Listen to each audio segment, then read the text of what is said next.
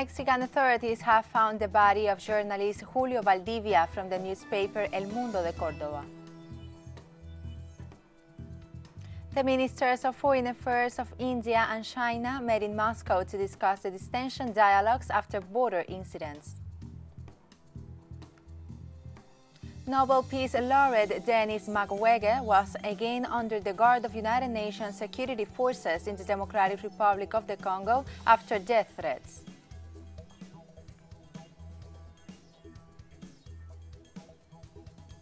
From the headquarters of TeleSUR English in Havana, Cuba, this is From the South. I'm Laura Palmeiro. Mexican authorities have found the body of journalist Julio Valdivia, collaborator of the newspaper El Mundo de Córdoba. Valdivia was murdered in Wednesday on the state of Veracruz. However, his body was found close to the Tezonapa Municipal Police this Thursday, next to his motorcycle. The Committee to Protect Journalists made an urgent call for authorities to identify those responsible for the killing of the journalist. So far this year, 6 journalists have been killed in Mexico. Valdivia was a crime reporter in the state where his body was found.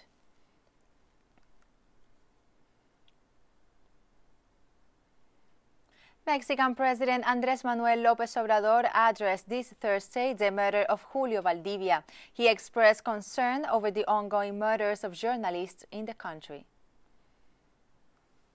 Our duty to conduct this investigation and to punish those responsible. I noted Tzonapa region and the importance of the newspaper El Mundo de Córdoba and how heroic it is to do journalism in that region as in other places in the country. That is why all cases must be investigated and those responsible punished. And we continue in Peru, where the ongoing political crisis intensified on Thursday following the revelation of audio recordings confirming the dispute between current President Martín Vizcarra and artist Richard Cisneros, who are being accused of influence peddling. The Peruvian Congress could now remove President Vizcarra from office, thus creating a presidential vacancy. According to accusations published in May, singer Richard Cisneros, whose artist name is Richard Swin, was contracted 9 times in the last 3 years by the Ministry of Culture for activities unrelated to his experience and training, such as motivational and leadership talks for a total of over $50,000 United States dollars. 2 of these contracts were granted in April 2020 in the midst of the COVID-19 pandemic. Cisneros was summoned by the Congressional Oversight Committee in June, where he denied any relationship with President Vizcarra. However, audio recordings presented by Peruvian Congressman Edgar Alarcón later confirmed an alleged personal relationship between the 2 of them, as well as the participation of presidential advisors Miriam Morales and Karen Roca, whom the president instructed to lie before future parliamentary investigations. The activation of the presidential vacancy would require 87 votes from the 130 Peruvian Congress members. I am not going to deny the conversation, but there were internal coordinations that are made in any institution and meant to clarify what was happening in the framework of the investigations. In that meeting, I must reiterate that I pointed out, let's tell the truth. The big question that we must ask ourselves is which forces were capable of bypassing the security of the palace to illegally record the conversations of a president, who is behind this, and what are their interests.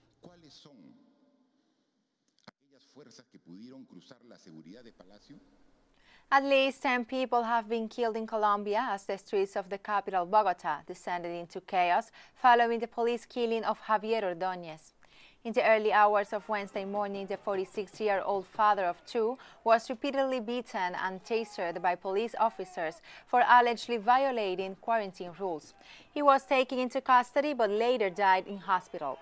Protests against police brutality as well as the spike in violence in rural areas of the country swept the city, and riot police were deployed as the clashes became increasingly violent and spread to other cities across the country. 7 deaths were reported in the capital, while 3 were reported in Soacha, a municipality close to Bogota. In addition, at least 55 people visited hospitals after being injured by blunt objects.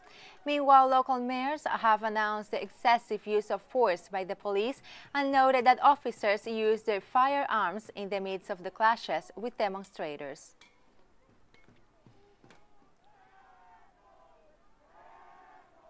And the mayor of the city of Bogota, Claudia Lopez, has denounced the use of weapons and excessive force by police against protesters. Mr. Commander-in-Chief of the National Police, Mr. President, not only should these events be investigated by an independent body that guarantees justice, but that the recruitment, training protocols and methods of investigating cases of police abuse be structurally reformed. Venezuelan President Nicolás Maduro revealed evidence of illegal sales of free medication used in COVID-19 treatment this Thursday. On Wednesday, the Office of the Attorney General charged Colombian citizen Antonio José Amel Cantillo, an internal medicine resident in the city of Valencia, and his medical assistant, Francis Margarita Aguiar Salazar, after it was confirmed they were selling medicines provided by the Venezuelan government free of charge to treat COVID-19 patients. President Maduro described the illegal sales in US dollars as an example of moral breakdown.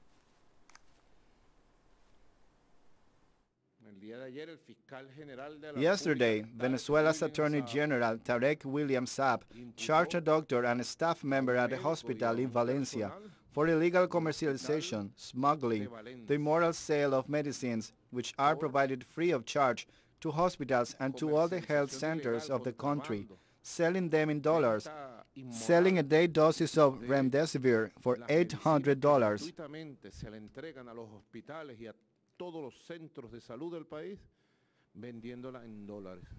And we'll be right back after this very short break, so don't go away.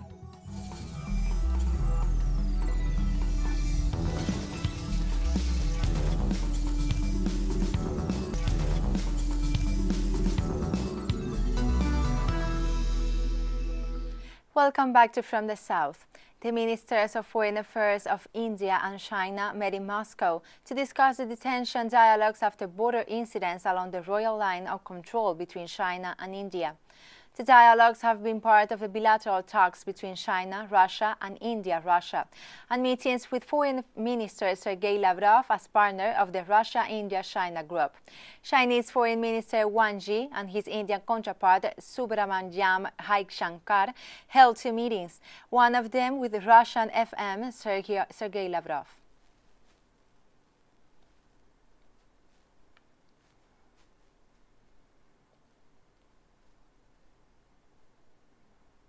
Meanwhile, China stands ready to coordinate closely with its partners to guide the Shanghai Cooperation Organization toward dealing with the risks and challenges in a more effective manner. During their address, foreign ministers of other SCO members fully recognized the positive role of the organization in maintaining regional security, bolstering development, and fighting against the COVID-19 pandemic. The meeting of the SCO Council of Foreign Ministers made full preparations for the summit of the SCO in November.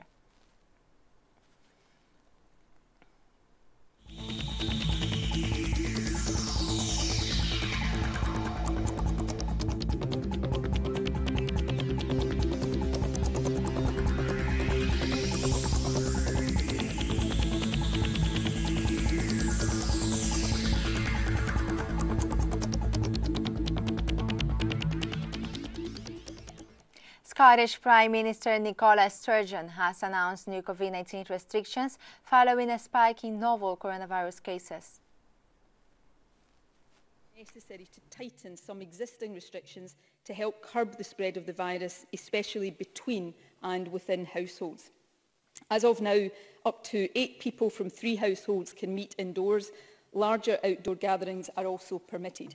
I can confirm that we intend to change this so that a maximum of 6 people from 2 households will now be permitted to meet together.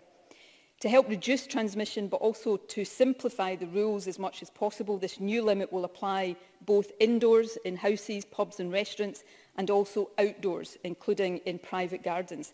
We have concluded... Portuguese authorities have decided to extend the COVID-19 restrictions in place in the capital, Lisbon, to the rest of the country.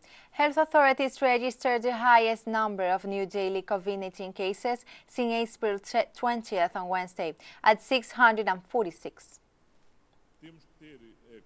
We need to be aware that we are entering into a new phase with people returning from holidays, so it is necessary to adopt preventive measures. 15 days ago, we had announced protectively that we will extend the contingency plan that has been in place in Lisbon metropolitan area to the rest of the country. So the rules from Lisbon will be now valid for the whole country. Firstly, gathering will be limited to 10 people across the country, and commercial establishments, excepting hairdressers, cafes, gyms and such, will only open from 10 a.m. in the morning to secure a rotation of schedules and circulation of people. Also extended to the whole country will be a ban on the sale of alcohol after 8 p.m. in petrol stations and in all establishments, excepting the drinks that are served at restaurants during meals. German authorities reported the country's first case of African swine fever on Thursday. The virus mainly affects domestic pigs, sparking concern in the agriculture sector. Yesterday evening, all this was analyzed. We got the result this morning, and this suspicious case was unfortunately confirmed. We have a first case of African swine fever in a wild boar in the area of Sprenice. The strain that has long concerned us is present in Europe. It comes from Eastern Europe. But I want to confirm here for consumers, and because we get a lot of questions, African swine fever is not dangerous for humans. Chinese authorities have condemned the United States government's decision to revoke over 1,000 Chinese student visas, describing the move as political persecution and racial discrimination. The measures taken by the U.S. government blatantly harm the legitimate rights and interests of Chinese students in the U.S. This is outright political persecution and racial discrimination. It seriously violates the human rights of these Chinese students. The U.S. should immediately stop using all kinds of pretexts to restrict and suppress Chinese students in the U.S. for no reason. We support Chinese students studying abroad in safeguarding their legitimate rights and interests in accordance with the law. China reserves the right to further respond to this matter. And the collapse of the primary health care in Spain has sparked concern among patients and medical professionals who are demanding greater investment in the face of an imminent wave of infections caused by the COVID-19 pandemic. More in the following report. Long lines. This is the image of the medical centers in Spain in the face of the coronavirus crisis. The lack of personnel has left the public health system very affected, and the citizens hardly go to the routine checkups or primary care in the face of the collapse. We have to wait for the doctor or someone else to call us. They give us a number and then call us whenever they feel like it. This is getting worse every day. Gabriela is waiting at the door of a health center to receive a prescription. She has been going there for 4 days trying to get an appointment to renew the medicine she has run out of. And she has not been successful, neither by phone nor in person. To bring more doctors in and treat in dry conditions, because if we come here sick, suffering a heart attack or having something wrong with the heart or back, there is no one here to treat us. I'm telling you this because I saw it happen yesterday. I have already come to see the doctor, and for the 4th time, and they tell me to call back through internet. I won't do it anymore. They have to treat me because I pay my social security. Unions regret the lack of investment in primary care, where testing is carried out and 80% of COVID-19 cases are detected by PCR testing, and where more than 20,000 health workers are needed. From CCOO, we demand that the expenditure on primary health care should be 25% of the total, which has happened after the pandemic, that everything we have been denouncing has become worse. Lack of professionals, lack of diagnostic means, lack of a response to the citizens. That is why we continue to insist that more people should be hired. The fear of another great wave of contagion is beginning to overwhelm the health workers in the hospitals where almost 2,000 people have been hospitalized due to coronavirus in the last 7 days. And we have more stories coming up after this final short break, so stay with us.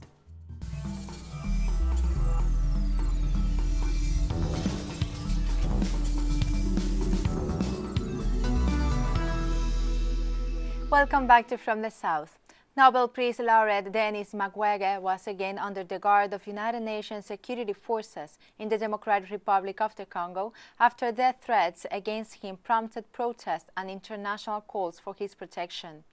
Mukwege, a gynecologist who shared the 2018 Nobel Prize for his work against sexual violence in war, said in July he had been threatened after he condemned a massacre in the country's strife-torn eastern region.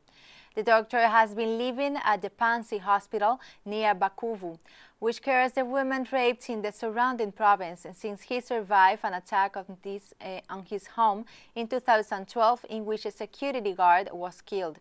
United Nations police officers had left the site in May, but were redeployed to the hospital, Mukwege's communication manager said, adding there had been zero protection until Wednesday morning.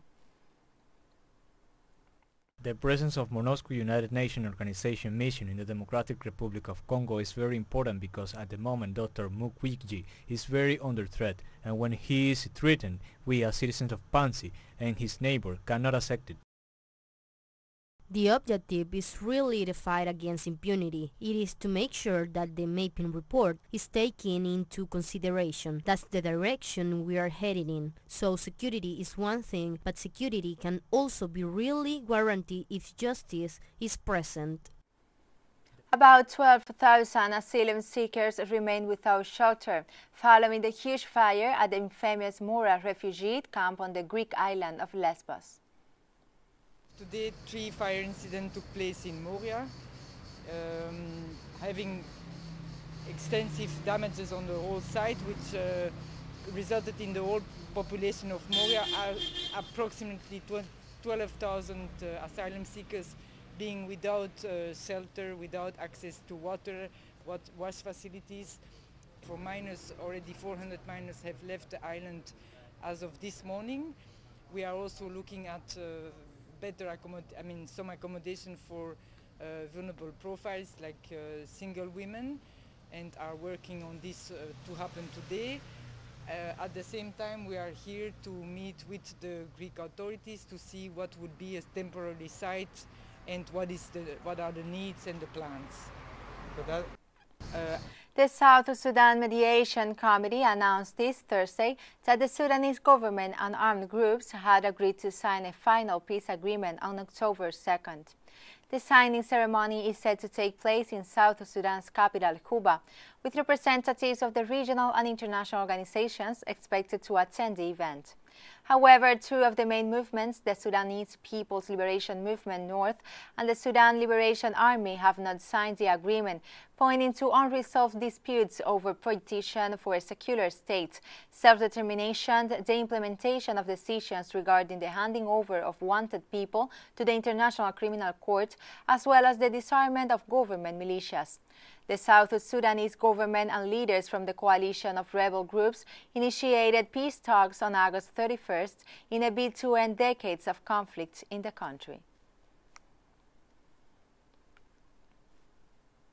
Libyan representatives reached a comprehensive agreement on Thursday after 5 days of talks in Morocco. The Moroccan Foreign Ministry announced that the delegations of the Libyan High Council of States and the Parliament of Tobruk achieved a comprehensive agreement on the criteria, mechanisms and objectives for assuming position of sovereignty. Meanwhile, the Libyan representatives pledged to continue the political dialogue launched in Morocco on September 6, agreeing to meet again to the end of this month to finalize the agreements. The Libyan parties also called on the United Nations and the international community to support Morocco's effort to facilitate a political settlement in Libya, where they stressed that foreign interference could create a very dangerous situation that threatens the integrity of the state and sovereignty, fueling wars and regional instability. Iraqi Prime Minister Mustafa al-Kadhimi met his Kurdish counterpart Masroor Barzani on Thursday to address political relations. The meeting was held in the capital of autonomous Kurdistan region of Iraq, Erbil, and included talks related to border controls and revenues. According to a statement by the Iraqi Prime Minister's office, the official visit to the region responded to efforts aimed at achieving integration in all fields between the federal and regional governments, including issues on border crossing, oil production, and the budget. Meanwhile, border crossings are said to be managed jointly as part of an agreement signed in August this year, which also included over $2.6 million in federal aid to the Kurdistan regional government. And we have come to the end of this news brief. Remember, you can find these and many other stories on our website at telesurenglish.net. You can also join us on social media, Facebook, Twitter, and Instagram. For TeleSUR English, I'm Laura Palmeiro. Thank you for watching.